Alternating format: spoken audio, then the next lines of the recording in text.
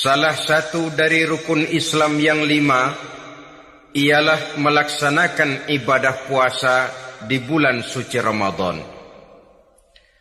Puasa memang merupakan syariat yang cukup tua dalam kehidupan beragama. Setiap Rasul melaksanakan ibadah puasa ini. Hanya teknis pelaksanaannya saja yang berbeda sesuai dengan situasi dan kondisi yang dihadapi oleh para Rasul itu sendiri. Puasa yang dalam bahasa Arabnya disebut dengan as-saum, sama artinya dengan al-imsak, yaitu menahan diri dari sesuatu.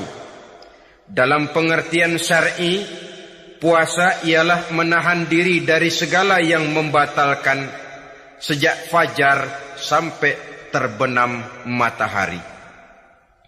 Pada pertemuan kali ini, secara khusus kita akan membicarakan tentang puasa ini. Kita akan mulai dari yang pertama, puasa sunnah. Sebagaimana yang kita maklum, sunnah adalah satu perbuatan yang apabila kita kerjakan berpahala, tapi apabila kita tinggalkan tidak merupakan dosa. Hanya saja ia merupakan barometer dan ukuran daripada orang-orang yang cinta kepada sunnah itu sendiri. Ada banyak jenis puasa-puasa sunnah ini. Yang pertama, puasa sunnah di bulan Muharram. Rasulullah sallallahu alaihi wasallam bersabda, "Afdhalus siyami ba'da Ramadan syahrullahil Muharram, wa afdhalus salati ba'dal fariḍah salatul lail." Diriwayatkan oleh Muslim dari Abi Hurairah. Puasa yang paling utama sesudah puasa Ramadan tidak lain adalah puasa di bulan Muharram. Dan solat yang paling afdol sesudah solat yang wajib adalah solat pada sepertiga malam yang akhir. Puasa di bulan Muharram merupakan puasa sunnah dan mempunyai nilai yang sangat besar dalam pandangan Allah Subhanahu wa ta'ala. Buat mereka yang mampu melaksanakan puasa sunnah di bulan Muharram ini, boleh melaksanakannya selama 10 hari. Hari yang pertama, boleh juga 3 hari saja, atau setidak-tidaknya 1 hari daripada bulan Muharram. Yang kedua, puasa 10 hari daripada bulan Zulhijjah. Karena bulan Zulhijjah ini memang termasuk bulan yang dimuliakan oleh Allah Subhanahu wa ta'ala. Pertama, di sana ada hari Tarwiyah, ada hari Arafah, ada hari Kurban, ada Talbiyah, ada pelaksanaan haji dengan segala manasiknya. Maka puasa sunnah di bulan Zulhijjah merupakan amalan yang sangat utama dan besar pahalanya dalam pandangan Allah Azza wa Jalla. Sebagian ulama menjelaskan, man shoma hazihil ayyam akramahullahu bi asyri asya'in. Siapa orang yang melaksanakan ibadah puasa sunnah pada hari-hari 10 di bulan Zulhijjah ini, Allah Subhanahu wa ta'ala akan memuliakannya dengan 10 macam perkara. Saudara, ini keuntungannya. Yang pertama, orang yang puasa di hari-hari 10 bulan Zulhijjah diberikan al-barakah fi umrihi, diberikan keberkahan pada umurnya. Setiap kita ingin memperoleh umur yang berkah. Umur yang berkah itu yang bagaimana? Apa yang jumlahnya panjang? Mungkin. Tetapi yang jelas, umur yang berkah ini adalah umur yang bisa dipertanggungjawabkan di hadapan Allah Subhanahu wa ta'ala. Artinya, umur yang diisi penuh dengan kebajikan, umur yang diisi dengan segala macam kegiatan ibadah, dan umur yang Dengan demikian, sungguh pun kita sudah mati, jasad terkubur dalam tanah, nama kita akan tetap hidup, dikenal orang oleh karena kebajikan yang kita kerjakan. Saya kira akan lebih merupakan azab ketimbang nikmat kalau orang diberikan umur panjang tapi hanya untuk menumpuk-numpuk dosa saja. Kan lebih baik mana? Umur pendek banyak pahala, umur panjang banyak dosa. Lebih baik mana? Hah? Saya yakin yang paling baik tentu umur panjang banyak pahala. Paling sial umur pendek dosa melulu. Sudah diberikan umur pendek, tidak seberapa, dosa berlipat ganda. Itu kalau orang kampung bilang tekor namanya. Rugi. Umur pendek hanya untuk menumpuk-numpuk dosa. Boleh jadi kalau umat-umat zaman dulu, saudara, mereka diberikan umur panjang. Nabi Adam, kita tahu Nabi Adam itu 2000 tahun umurnya. Nabi Nuh 950 tahun. Umatnya ya rata-rata segitu itu. Nah, kalau mereka misalnya punya umur 800 tahun, lalu 200 tahun mereka melakukan dosa, kan masih punya restan 600 tahun untuk taubat. Karena umurnya diberikan jatah panjang. Kita ini oleh Allah Subhanahu wa taala, umat Nabi Muhammad ini umurnya pendek-pendek. Kalau nyontoh Nabi 63 tahun saja. Kalau diberikan 70 tahun umur kita sekarang, itu sudah dapat jatah lebih 7 tahun. Alhamdulillah bahwa Allah memberikan saat-saat, waktu-waktu, tempat-tempat yang punya nilai istimewa, sehingga umur yang pendek ini bisa bernilai panjang. Nilai ibadahnya bisa bernilai pahala seperti umat yang berumur panjang dahulu itu. Karena itu, manfaatkan umur dengan baik, dan salah satu keberkahan daripada umur akan datang dengan melaksanakan ibadah puasa sunnah. Ini yang pertama. Yang kedua, az-ziyadatu fi malihi, diberikan tambahan hartanya, menjadi orang kaya. Kaya apa? Kaya hati setidak-tidaknya. Karena dengan tekun dan rajin melaksanakan ibadah puasa, yang segera tertanam dalam jiwa seseorang, merasakan cukup di dalam kehidupan. Itulah dia orang yang paling kaya, orang yang hidupnya paling cukup. Kalau orang sudah merasa cukup dalam hidupnya, maka itulah dia orang yang kaya. Saudara-saudara kaum muslimin rahimakumullah, puasa sunnah memberikan tambahan harta, usahanya berkembang.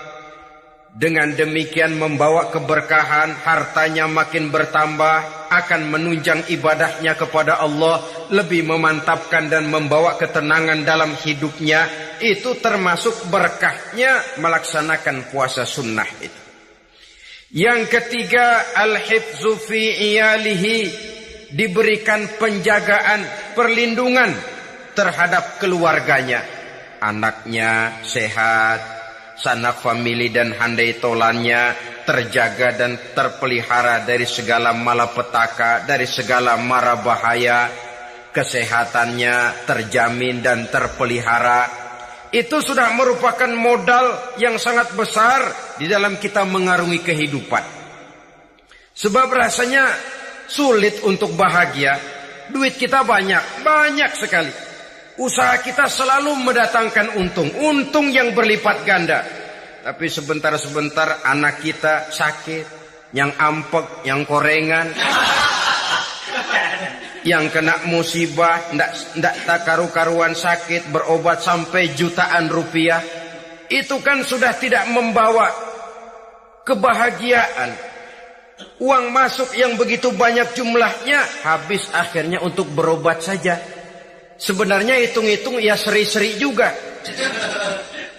Usaha berhasil, duit banyak, habis untuk berobat. Lah sama juga saudara-saudara.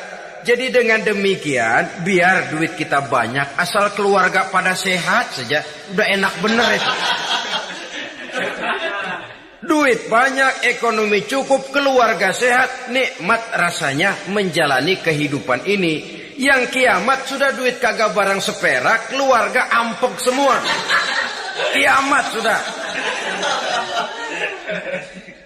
Saudara hadirin yang saya hormati, jadi yang ketiga, Allah memberikan pemeliharaan terhadap keluarganya. Satu kali orang dipelihara Allah, tidak satu kekuatan pun yang bisa mencelakakan. Satu kali orang disengsarakan Allah, tidak satu tenaga pun yang mampu menyelamatkannya.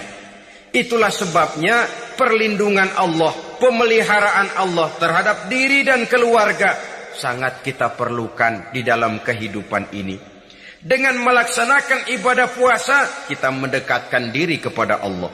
Dengan dekat kepada Allah, maka Allah pun dekat kepada kita. Sehingga dalam hadis qudsi dikatakan, ta'arraf ilallahi firraha ya'rifka fisyiddah.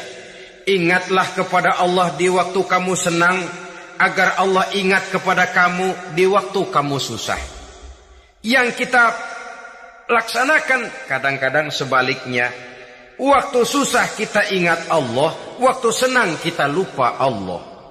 Akhirnya nanti pada waktu kita melarat, kebelangsak, susah dan sebagainya, pertolongan tidak akan datang kepada kita. Benar, ta'arraf ilallah firraha ya'rifka fisyiddah.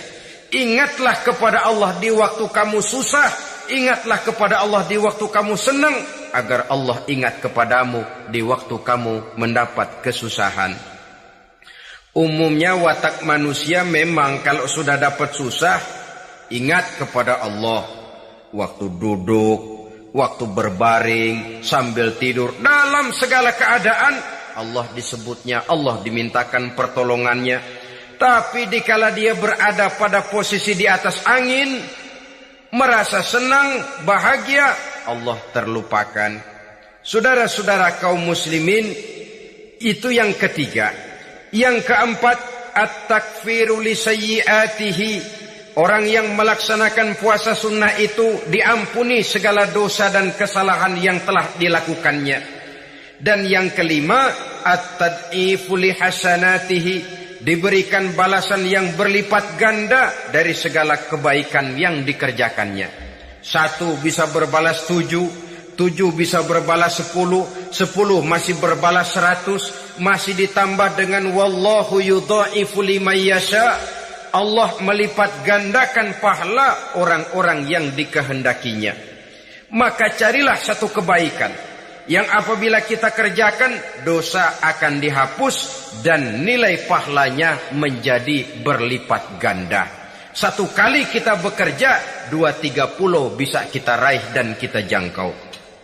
Yang keenam, orang yang melaksanakan puasa sunnah di bulan Zulhijjah, at-tashil li sakarati mautihi. Diberikan kemudahan pada saat menghadapi sakaratul maut. Maut a mysterious problem. Dia adalah pintu yang setiap orang pasti akan memasukinya. Bahwa mati adalah mati, itu semua kita tahu.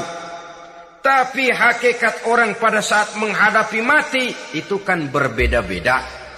Ada yang matinya itu gampang sekali. Persis orang tidur saja. Tidak nampak gelisah, tidak bikin susah yang hidup, tidak gelimpangan di tempat tidur. Persis seperti orang mau tidur saja. Ada yang sulit sekali menghadapi sakaratul maut. Gelimpangan di tempat tidur, bikin bingung orang yang nunggu. Kadang-kadang seperti kerbau digorok lehernya. Saudara-saudara, sulit menghadapi sakaratul maut. Oleh karena itu, Rasulullah sallallahu alaihi wasallam sering beliau itu kalau berdoa membaca Allahumma hawwin alayya fi sakaratil maut.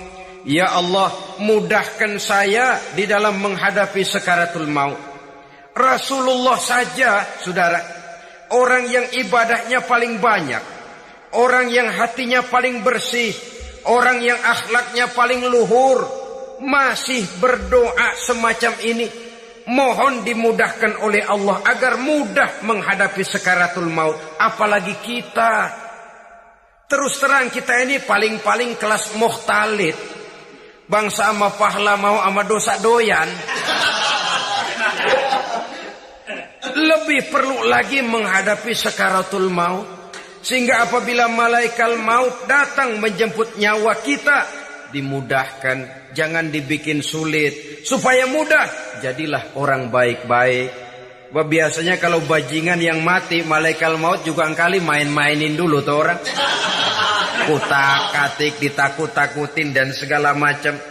Saudara hadirin yang saya hormati, maka menghadapi sakaratul maut ini merupakan kunci. Apakah seseorang bisa husnul khatimah atau bisa su'ul khatimah? Salah satu jalan untuk memudahkan diri menghadapi sakaratul maut, melaksanakan puasa sunnah di bulan Zulhijjah ini. Yang ketujuh, ad-diya'u li zulumati qabrihi, diberikan terang di alam kuburnya. Kubur, saudara tahu, saudara tentu sering lihat orang dimasukkan ke liang lahat, ditutup dengan papan, dinding ari kata kita di kampung, lalu diuruk lagi dengan tanah. Dalamnya liang lahat, gelapnya liang lahat, gelapnya diuruk dengan tanah, gelapnya di dalam kubur, 3 gelap yang menjadi satu, bapak moyangnya gelap.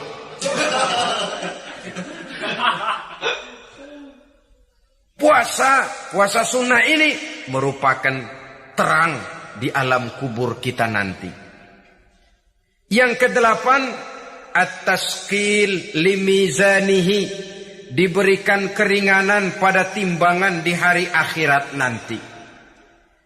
Bahwa setelah dibangkitkan dari kubur, setiap kita akan menghadapi perhitungan, akan ditimbang segala macam kebaikan dan segala macam kejahatan yang pernah kita lakukan di dalam kehidupan. Orang yang melaksanakan ibadah puasa sunnah, at-taskilu limizanihi, diberikan keringanan timbangan hari akhiratnya nanti. Yang kesembilan, an-najah minal bala, diberikan keselamatan dari segala macam bencana. Dan yang ke-10, as-su'ud ala darajatihi, diberikan ketinggian, naik derajatnya. Derajat di dunia, lebih-lebih lagi derajat di akhirat nanti. Ini keutamaan yang diberikan Allah Subhanahu wa ta'ala kepada mereka yang melaksanakan ibadah puasa 10 hari di bulan Zulhijjah, menurut penjelasan sebagian dari para ulama kita. Jadi setelah puasa Muharram ada lagi puasa Zulhijjah. Kemudian puasa sunnah yang ketiga, puasa sunnah pada hari Senin dan hari Kamis. Apa sumber hukumnya? Diriwayatkan oleh Imam Muslim dari Abi Qatadah, Rasulullah sallallahu alaihi wasallam ditanya tentang puasa pada hari Senin. Kenapa Rasul melakukan itu? Beliau menjawab, zalika yaumu wulidtu fihi wa yaumu bu'istu au unzila alayya fihi. Hari Senin itu adalah hari di mana aku dilahirkan dan hari di mana aku dibangkitkan. Wahyu pertama turun kepadaku pun pada hari itu. Maka sunnah melaksanakan puasa pada hari itu. Adapun hari Kamis, ada hadis yang diriwayatkan oleh Imam Turmuzi dari Abi Hurairah, Nabi bersabda, tu'radul a'malu yaumul isnaini wal khamisi, fa uhibbu an yu'radu amali wa ana sha'im. Diangkat, disetor amal setiap manusia pada hari Senin dan pada hari Kamis. Maka aku ingin, kata Nabi, agar pada saat amalku disetor itu aku sedang puasa.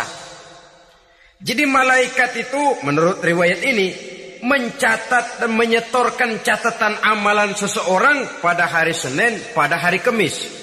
Tiap hari Senin amalan kita disetor oleh malaikat. Catatan terakhir tentu yang sedang kita kerjakan. Sehingga yang masuk daftar, saya tinggalkan orang ini, dia sedang puasa. Karena naik catatan amalnya pada hari Senin. Kamis diangkat lagi, catatan paling akhir, saya tinggalkan orang ini, dia sedang puasa. Itu makna fa uhibbu ayyurada amali wa ana shaim. Aku senang kalau pada saat amalku disetor, catatan paling akhir aku lagi puasa. Satu keistimewaan. Alangkah celaka tiap amalan disetor kita sedang berbuat jahat. Senin, Kemis, teler, mabok, judi. Tiap amalan disetor catatan akhirnya saya tinggalkan si fulan lagi teler. Laporan Senin. Kemis laporan lagi. Saya tinggalkan si fulan lagi mirit kartu. Saudara hadirin yang saya muliakan, alangkah jeleknya catatan kita. Oleh karena itu sunnah puasa pada hari Senin dan hari Kemis. Ini amalan sunnah saudara-saudara. Dan oleh karena ini amalan sunnah, sebagian ulama memberikan penjelasan, walaupun lupa niat, kalau sudah malam itu lupa niat, boleh niatnya sudah siang puasa sunnah ini. Dengan catatan dari pagi belum makan apa-apa. Malam saudara lupa. Tahu-tahu ingat ini hari Senin, ini hari Senin. Dah jam 10, niatlah jam 10 itu. Sah puasanya asal dari pagi belum makan apa-apa. Tapi kalau sudah dapat 2 piring baru niat, jam 10 itu lain, ngojek namanya.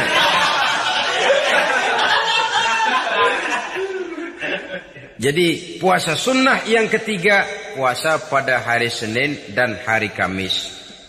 Yang keempat, puasa jenis sunnah yang keempat, puasa 6 hari di bulan Syawal. Diriwayatkan oleh Imam Muslim dari Abi Ayyub bahwa Nabi bersabda, "Man shoma Ramadhana, summa atba'ahu sittan min Syawal, kana kasyamid dahri." Barang siapa yang berpuasa di bulan Ramadan, kemudian diikutinya dengan 6 hari di bulan Syawal, maka dia seolah-olah seperti orang yang berpuasa 1 abad lamanya. Allahu Akbar. Demikian besar keuntungannya. 6 hari di bulan Syawal sama dengan orang yang berpuasa 1 abad lamanya. Ini fadailul a'mal saudara-saudara. Jangan diartikan karena menang sudah puasa 6 hari bulan Syawal, Ramadan tahun depannya lantas enggak puasa. Kenapa? Ukurannya sudah 1 abad. Bukan itu pengertiannya. Ini mendorong orang memberikan ganjaran pahala yang sedemikian besar. 6 hari setelah Ramadan, artinya di bulan Syawal. Tidak pada hari pertama Syawal karena haram hukumnya berpuasa pada hari fitri itu. 6 hari di bulan Syawal. Tinggal lihat yang mampunya saja. Boleh berurutan, boleh tidak berselang-seling, boleh. Asal saja jumlahnya 6 hari selama masih bulan Syawal itu. Hari ini 3 hari lagi, 4 hari lagi diselang-seling. Atau berurutan, itu juga lebih baik. Puasa sunnah 6 hari daripada bulan Syawal. Kemudian yang kelima, puasa sunnah 3 hari pada setiap bulan. 3 hari pada setiap bulan. Diriwayatkan oleh Imam Bukhari dan Muslim dari Abi Hurairah. Abi Hurairah bercerita, "Ausani khalili sallallahu alaihi wasallam bisalasin."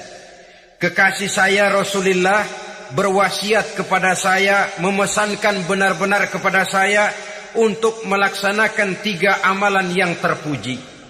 Pertama, siyamu salasati ayyamin min kulli syahrin. Puasa 3 hari dalam setiap bulan. Ini wasiat yang pertama. 3 hari pada setiap bulan. Tidak peduli bulan apa saja. Dalam artian ya bulan menurut perhitungan Islam ya. Muharram, Safar, Rabiul Awal, Rabiul Tsani, Jumadal Ula, Jumadil Akhir, Rajab, Sya'ban, Ramadan, Syawal, Zulqa'dah, Zulhijjah dan selanjutnya. 3 hari pada setiap bulan. Tanggalnya tanggal berapa saja, lebih utama pada yang disebut Yaumul Bid, yaitu hari-hari di mana bulan menunjukkan purnama. Tanggal 13, tanggal 14 dan tanggal 15 pada setiap bulannya itu disunahkan melaksanakan puasa. Itu wasiat pertama, puasa 3 hari pada setiap bulan. Wasiat yang kedua, warok'atai duha, melaksanakan sholat duha sekurang-kurangnya 2 rakaat. Itu wasiat yang dipesankan benar kepada saya, kata Abi Hurairah. Pertama, puasa 3 hari pada setiap bulan. Yang kedua, usahakan jangan meninggalkan 2 rakaat minimal daripada sembahyang duha. Kita tahu sembahyang duha itu sembahyang sunnah di waktu pagi seketika matahari naik sepenggalahan. Sekurang-kurangnya 2 rakaat, sebanyak-banyaknya 8 rakaat. Di antara fadilah atau keutamaan daripada sholat duha ini yaitu menyangkut masalah rezeki dan usaha.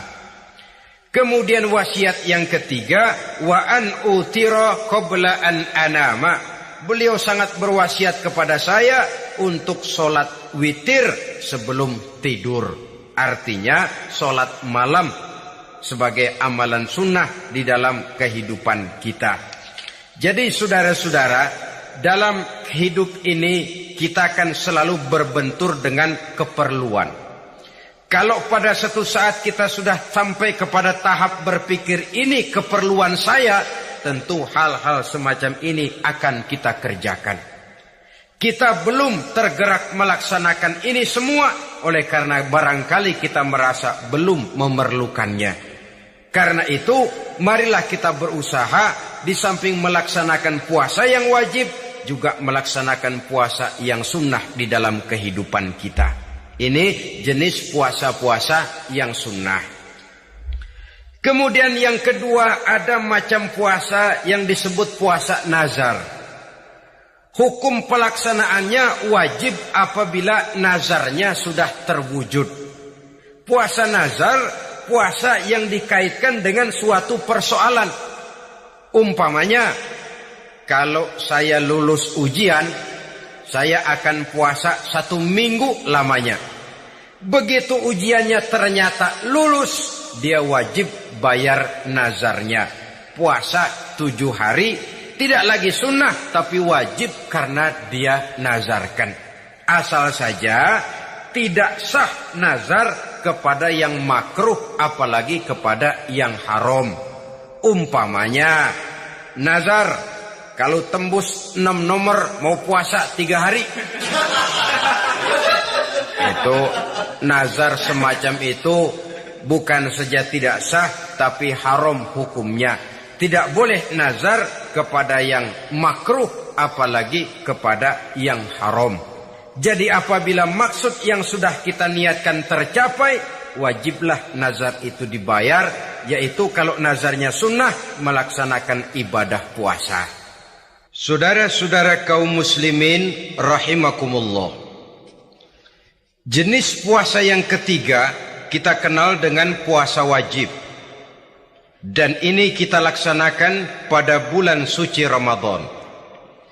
Tentang teknis pelaksanaan ibadah puasa di bulan Ramadan sudah pernah saya bicarakan pada pertemuan tentang Ramadan dan Idul Fitri. Pada kesempatan ini saya hanya ingin mengajak bahwa di dalam melaksanakan ibadah puasa Ramadan ini, marilah kita mengadakan evaluasi. Kenapa demikian? Barangkali secara jujur, walaupun agak berat, saya masih harus berkata, masih banyak di antara kita umat Islam yang di dalam melaksanakan suatu ibadah terjebak dalam rutinitas ritual. Apa itu rutinitas ritual? Itu bahasa susah. Berhubung saya tidak ingin bicara yang susah-susah, kita bicara yang mudah-mudah saja. Maksud saya, banyak di antara kita umat Islam yang di dalam melaksanakan suatu ibadah itu hanya dengan prinsip asal sekadar gugur kewajiban saja. Akibatnya, sampai sejauh mana ibadah itu berhasil membentuk kepribadian diri kita, kita jarang mengadakan evaluasi dan penilaian. Solat yang penting gugur kewajiban. Puasa yang penting sudah gugur kewajiban. Haji yang penting sudah gugur kewajiban. Maka jangan heran kalau itu yang jadi prinsip, ibadah lantas tidak punya dampak dalam membentuk kepribadian diri. Banyak orang yang rajin sholat tapi munkarnya jalan terus. Sampai kadang-kadang kita bingung, yang sembahyang dia, yang nyolong dia. Puasanya kelihatannya tekun tapi tidak punya kepekaan sosial. Sama yatim piatu bersifat masa bodoh, sama fakir miskin malah gemes. Tidak lantas tumbuh kepekaan sosial walaupun dia sudah ikut merasakan tidak enaknya lapar dan haus. Ada juga yang sudah haji 4-5 kali mondar-mandir Jakarta Mekah, tapi gaya hidupnya tetap seperti katak di kolong tempurung, picik, sempit pandangan, dangkal hati, tidak terbuka walaupun sudah melihat Islam dalam skala internasional. Yang dia lihat, yang dia saksikan, yang dia pandang tidak sanggup menggugah dan mengubah jiwanya, tidak bisa mewarnai pandangan hidupnya. Inilah akibatnya kalau ibadah hanya dikerjakan dengan prinsip asal sekadar gugur kewajiban. Hasilnya yaitu tadi, hajinya cuma menang topi putih sama serban. Solatnya cuma prinsip asal gugur kewajiban. Begitu juga puasanya, begitu juga zakatnya dan ibadah-ibadah lainnya. Bukan tanpa satu maksud. Jikalau Allah Subhanahu wa ta'ala memerintahkan kita melaksanakan ibadah puasa di bulan suci Ramadan, bahkan maksud itu sangat jelas nampak pada penghujung ayat yang memerintahkan kita puasa. Ya ayyuhalladzina amanu kutiba alaikumus siyam kama kutiba alal ladzina min qablikum la'allakum tattaqun. Hai orang-orang yang beriman, diwajibkan atas kamu berpuasa sebagaimana telah diwajibkan juga kepada orang-orang yang sebelum kamu, la'allakum tattaqun, agar kamu dengan puasa itu menjadi manusia yang bertakwa kepada Allah Subhanahu wa ta'ala. Dengan kata lain, berhasil atau tidak puasa Ramadan kita ini akan nampak takwa kita meningkat atau tidak setelah kita melaksanakan ibadah puasa. Sehingga kalau orang mengatakan Ramadan itu merupakan month of training, bulan latihan, keluar latihan tentu harus semakin naik dan baik gaya kehidupan kita. Jadi tujuan utama daripada pelaksanaan ibadah puasa adalah untuk membentuk manusia yang bertakwa. Nah, takwa itu kata Imam Qusairi hurufnya ada 4. Ta, qaf, wawu, ya.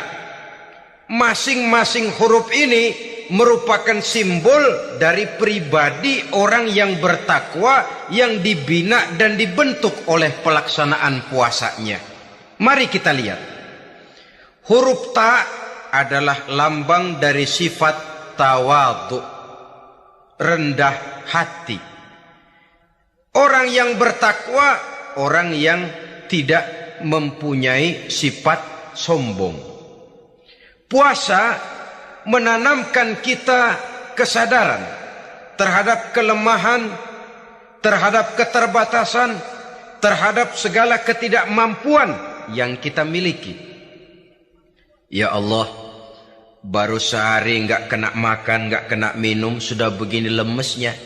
Puasa memang, kalau pagi orang masih sehat, masih terdorong oleh sahur. Siang masih lumayan, tapi zuhur ke atas biasanya mulai sikap lemah manusiawi, keterbatasan kekuatan biologis itu mulai nampak. Dari sini tanam satu kesadaran. Kalau begitu apa yang mau disombongkan di hadapan Allah? Kaya, siapa sih orang paling kaya? Ilmu, siapa sih orang paling pintar? Pangkat, siapa sih orang paling tinggi jabatannya? Dari sifat semacam ini lahir introspeksi, rasa mawas diri, timbul sifat tawaduknya, rendah hatinya, tidak melonjak menjadi angku dan sombong lantaran sedikit kemampuan dan kekuatan yang dimilikinya. Lalu untuk sikap yang lebih jauh, terwujudlah, terbentuklah apa yang dinamakan stabilitas temperatur batin. Orang tetap konstan menjaga nilai-nilai idealisme yang pernah dimilikinya. Dia mulai dengan adil, dia berjalan tetap dengan keadilan, dan dia berakhir juga tetap dalam keadilan. Jangan mulainya adil, tengahnya setengah adil, di akhirnya malah zolim sama sekali. Ini tidak punya stabilitas temperatur batin. Kan banyak orang begitu toh. Mulanya benar, belakangan mau benar sendiri. Mulanya sudah rela berkorban buat kepentingan orang banyak, belakangan malah selalu mengorbankan kepentingan orang banyak. Waktu di bawah rajin baca ayat kursi, dapat kursi lupa ayat.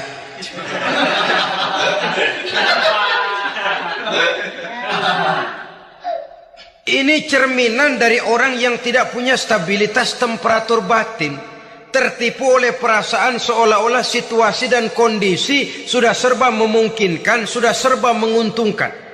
Orang yang dibentuk pribadinya oleh pelaksanaan ibadah puasa, dia sadar apapun keberhasilannya, apapun kedudukannya, apapun nilai kekayaannya, itu cuma sebagian kecil sekali dari apa yang ada pada zat Allah Subhanahu wa ta'ala.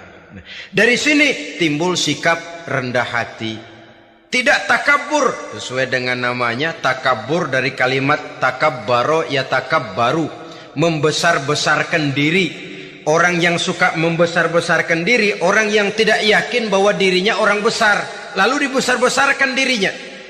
Sebenarnya itu sudah satu sikap di mana dia tidak percaya kepada diri sendiri. Dirinya sebenarnya bukan apa-apa, cuma ingin dianggap besar, lalu dibesar-besarkan. Takabbur namanya. Puasa sekali lagi melatih kita menanamkan kesadaran akan kelemahan dan keterbatasan kita sebagai makhluk.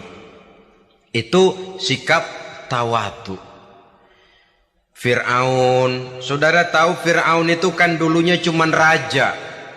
Lama-lama dia jadi raja, lupa diri dan lupa daratan, melonjak menjadi angku dan sombong, sampai kepada puncak kekurang ajarannya, memproklamirkan dirinya menjadi Tuhan. Hitler juga begitu. Pendeknya orang manakala tidak ada kesadaran tentang dari mana segalanya berasal dan kemana segalanya akan kembali, dia mudah out of control. Kalau sudah out of control, maka dia akan melakukan perbuatan yang melampaui batas. Itu yang pertama. Jadi orang takwa, orang yang rendah hati, salah satu tujuan daripada pelaksanaan ibadah puasa menanamkan sikap rendah hati. Dari sikap rendah hati ini yang timbul lalu apa? Kepekaan sosial. Kalau saya puasa, saya sudah merasakan bagaimana tidak enaknya lapar. Saya sudah merasakan bagaimana tidak enaknya haus. Tapi bagaimanapun, saya lapar cuma sebentar, saya haus cuma sebentar. Selesai maghrib, lapar saya hilang, haus saya hilang. Bagaimana yatim piatu, orang-orang tua jompo yang perlu santunan, orang-orang miskin yang terkapar di kolong-kolong jembatan. yang tiap hari merasakan perasaan seperti ini tanpa tahu kapan hidup dan nasibnya akan berubah, tidur beratapkan langit berselimut koran. Kalau demikian saya ini beruntung. Kalau demikian apa yang bisa saya lakukan untuk mereka?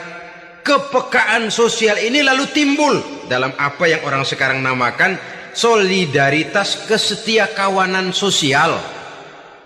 Hidup tidak hanya untuk kepentingan diri dan perutnya sendiri saja, tapi mau menolong, mau membantu orang yang memang memerlukan bantuan dan pertolongan itu sendiri.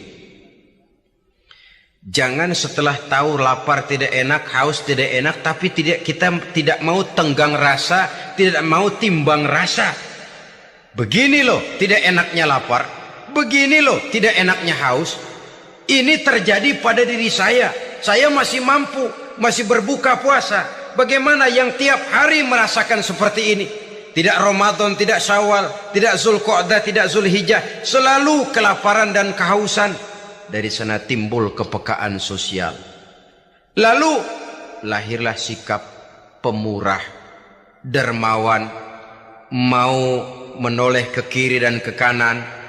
Bahkan Al-Quran itu sampai mengancam betul. Ara'aita allazi yukadzibu bid-din fadzalika allazi yad'ul yatim wa la yahuddu ala ta'amil miskin. Tahukah kamu siapa orang yang mendustakan agama? Beragama tapi mendustakan agama. Islam katanya tapi mendustakan Islam. Solat dia tapi mendustakan solat. Puasa dia tapi mendustakan puasa. Siapa mereka itu? Fadzalikal ladzi yad'ul yatim. Merekalah orang-orang yang meninggalkan anak-anak yatim. Wala yahuddu ala ta'amil miskin, dan tidak pernah memberi pertolongan, tidak memerintahkan memberi makan kepada fakir miskin, walaupun dia berada pada posisi dan kondisi yang memang dia mampu. Nah, kalau dia tidak mampu itu lain soal. Dia mampu, dia tahu, dan dia diam saja, itu termasuk yukadzibu biddin, orang-orang yang mendustakan agama. Berlindung kita kepada Allah, jangan sampai termasuk ke dalam kelompok itu. Yang kedua saudara, huruf takwa itu qaf. Qaf adalah lambang dari sifat qanaah. Qanaah artinya merasa cukup. Puasa melatih kita untuk bersikap cukup dalam hidup. Kalau kita perturutkan menjelang saat berbuka, menunggu waktu berbuka, istilah orang di Jawa Barat ngabuburit katanya. Kita menunggu saat berbuka, segalanya saja ingin kita beli, segalanya saja ingin kita minum, semuanya saja ingin kita makan. Sebab nafsu sudah begitu berupa, perut sudah sedemikian lapar, kerongkongan sudah sedemikian haus, rasanya semuanya saja ingin kita telan. Tapi tahukah kita bahwa setelah maghrib berbunyi, berapa banyak yang kita makan, berapa banyak yang kita minum? Sesuaikah dengan keinginan kita tadi siang? Tadi siang semuanya ingin kita makan, tadi siang semuanya ingin kita minum. Setelah berbuka, berapa banyak yang kita makan, berapa banyak yang kita minum? Itulah kehidupan. Segalanya ingin kita kuasai, segalanya ingin kita punyai, tapi berapa sih yang benar-benar kita perlukan? Maka orang kaya hakikatnya adalah orang yang hidupnya cukup. Orang miskin hakikatnya adalah orang yang selalu merasa kurang. Bagaimanapun besar rumah kita, banyak uang kita, berpuluh kendaraan kita, kalau hidup selalu merasa kurang, itu artinya kita masih miskin. Maka jikalau ingin menjadi orang kaya, kuncinya hakikatnya cuma satu, hati kita merasa cukup dengan yang diberikan Allah, bersyukur atas segala nikmatnya, dan dengan syukur itu, nikmat itu akan ditambah oleh Allah Subhanahu wa ta'ala. Puasa menimbulkan sifat qanaah, dan qanaah adalah watak daripada orang-orang yang bertakwa kepada Allah Subhanahu wa ta'ala. Bukankah manusia di dalam berhadapan dengan harta, persis seperti orang minum air laut. Makin diminum, makin haus. Makin diminum, makin kering tenggorokan. Begitulah orang berhadapan dengan materi. Tadinya dia akan senang kalau dia merasa punya tanah ratusan hektar. Sudah ratusan hektar, tidak cukup ngelamun lagi. Alangkah nikmatnya kalau bisa beli gunung. Gunung dibeli. Sudah punya gunung, lihat laut. Aduh, kalau laut juga bisa dibeli. Beli lagi laut. Sudah punya laut, lihat ke atas. Langit ada yang jual apa enggak ya?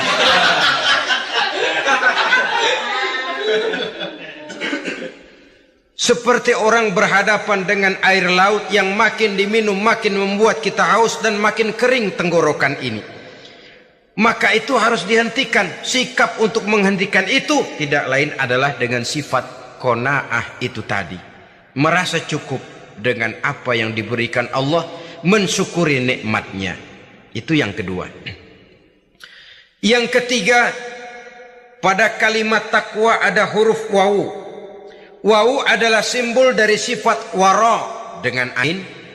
Wara, orang yang terpelihara dirinya baik dari yang syubhat, lebih-lebih dari yang haram. Syubhat, saudara tahu, barang yang remeng-remeng. Tapi sungguh pun remeng-remeng, kira-kira prosentasenya 70-30. 70% haram, 30% kemungkinan halalnya. Maka yang syubhat lebih baik dijauhi daripada diambil. Orang yang punya kepribadian wara, dirinya terpelihara, jangankan dari yang haram, dari yang syubhat saja dia sanggup menjaga dan memelihara dirinya.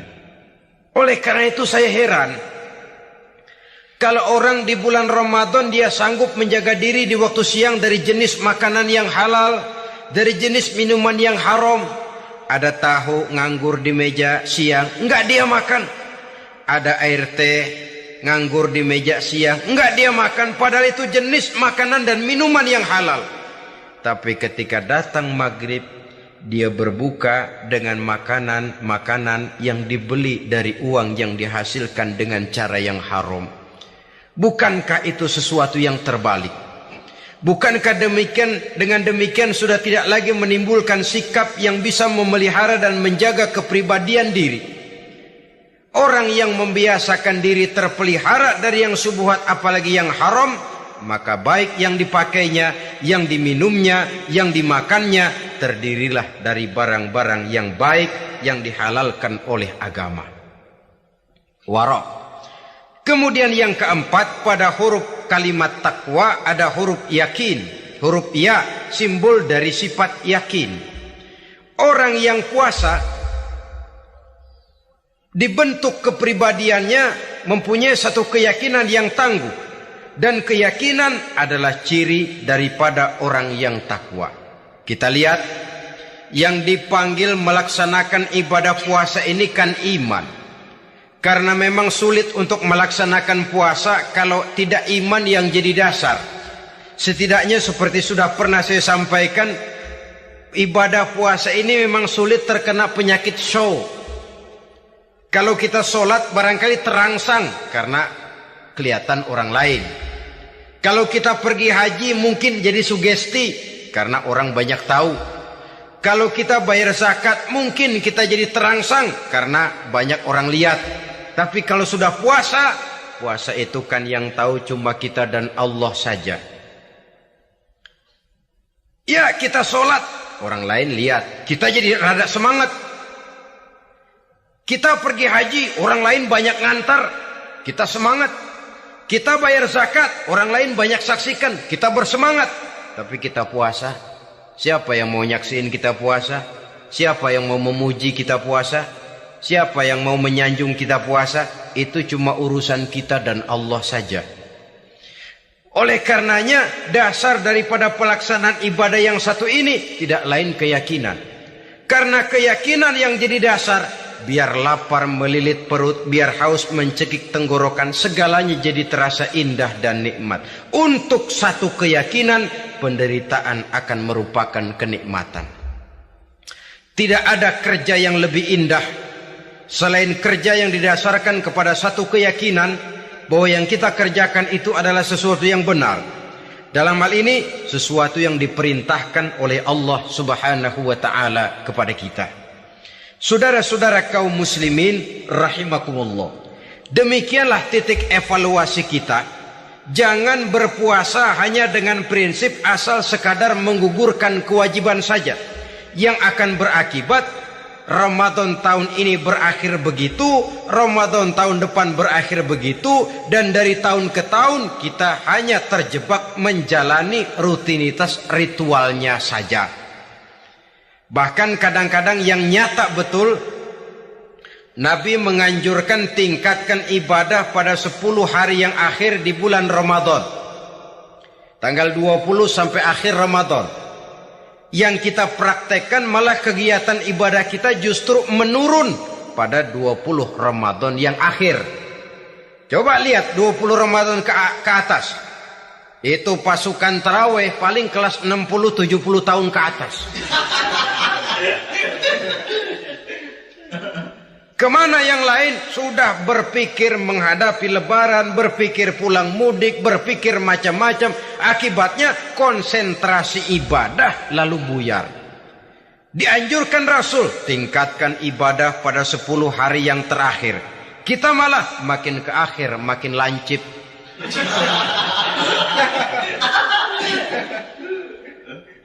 Saudara-saudara kaum muslimin rahimakumullah, kita terjebak oleh sesuatu yang sementara, oleh sesuatu yang bersifat kulit, lalu meninggalkan isinya.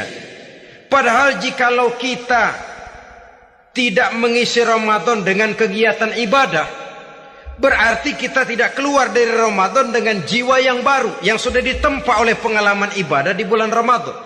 Artinya kita tidak kembali kepada fitrah, kesucian seperti saat kita dilahirkan. Lalu kalau kita tidak kembali kepada fitrah, apa yang mau kita rayakan pada Idul Fitri itu? Di mana letak kegembiraan kita? Di mana letak kebahagiaan hati? Kembalikah kita kepada fitrah? Tidak. Benarkah puasa yang kita kerjakan? Kelihatannya juga tidak. Adakah dampak dari pelaksanaan ibadah dalam pribadi kita? Tidak. Kadang-kadang Ramadan selesai malah teriak merdeka.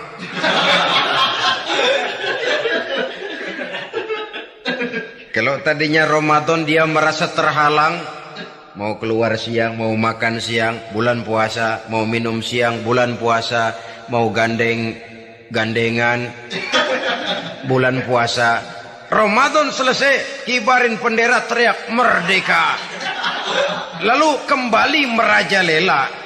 Saudara-saudara, dampaknya tidak akan kelihatan. Padahal puasa yang baik, la'allakum tattaqun, membentuk manusia yang bertakwa kepada Allah Azza wa Jalla. Nah, sekarang apa kemudahan dan keistimewaan yang akan diberikan Allah kepada mereka yang sampai kepada tingkat takwa ini? Al-Quran menjelaskan, pertama, wa may yattaqillaha yaj'al lahu makhraja. Barang siapa yang bertakwa kepada Allah Subhanahu wa taala, maka dia akan diberikan makhraja. Makhraja itu jalan keluar dari segala macam kesulitan. Jalan keluarnya ada saja. Menurut ukuran kemampuan dia tidak mungkin, mustahil, tidak bisa. Mana mungkin? Tapi pada waktunya ada saja jalan keluarnya. Termasuk jenis yang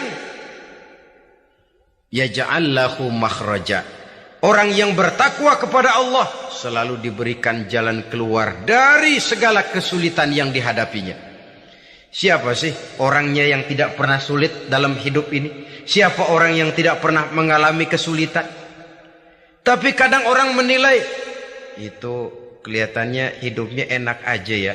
Kayaknya gak pernah mengalami kesulitan.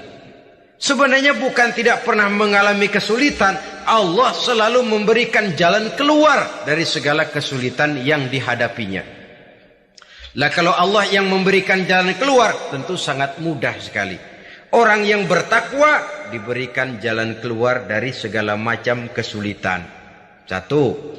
Yang kedua, wa yarzuqhu min haitsu la yahtasib. Dia akan diberikan rezeki oleh Allah dengan jalan yang tidak disangka-sangka.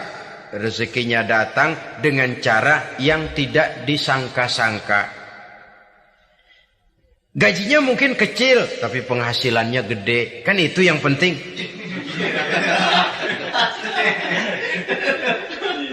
Gaji dengan penghasilan kan lain tuh. Boleh jadi gaji kecil, asal penghasilan gede, kan nikmat hidup itu. Nah, penghasilan ini ada yang bisa kita perkirakan.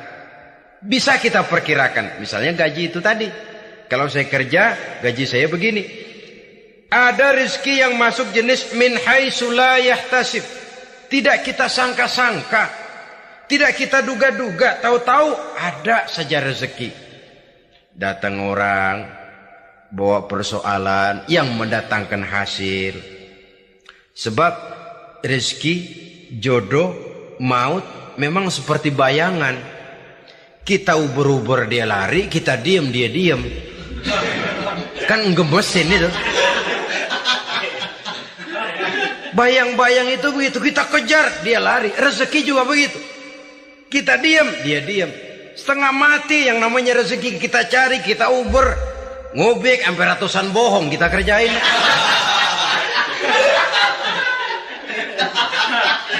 Tapi memang belum waktunya, ya sulit untuk tembus. Tapi kadang-kadang giliran kita nongkrong di rumah, datang orang bawain rezeki. Itulah yang namanya rezeki. Tapi ini untuk orang yang bertakwa. Kalau tidak punya kredibilitas takwa, jangan lalu pakai ayat ini. Diberikan Allah dengan rezeki dengan jalan yang tidak disangka. Kan ada ayatnya dah, kita mah manteng aja di rumah dah. Ntar juga tuh rezeki datang.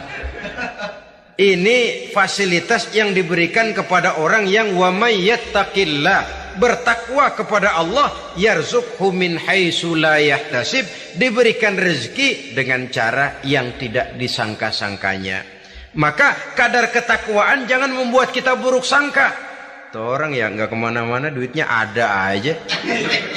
Kalau dia takwa, Allah berikan jalan keluar. Jangan lantas ngelihat kiai orangnya ahli ibadah, ilmunya tinggi, akhlaknya luar biasa, takwanya tinggi, rezekinya lancar, lalu husnuzon nih kiai nggak kemana-mana, duitnya banyak, miara tuyul kali ini. Itu termasuk jaminan Allah yang masuk kategori min haitsu la yahtasib. Yang ketiga, yaj'al lahu min amrihi yusra. Dimudahkan segala urusannya. Dimudahkan segala urusannya. Kemudian yang keempat, yukaffir anhu sayyiatihi wa yu'azzim lahu ajra. Diampuni segala kesalahannya dan dibesarkan pahala kebaikan yang dikerjakannya. Maka mudah-mudahan puasa yang kita kerjakan mengantarkan kita kepada ketakwaan kepada Allah, dan takwa membuka janji Allah kepada kita di dalam kehidupan ini.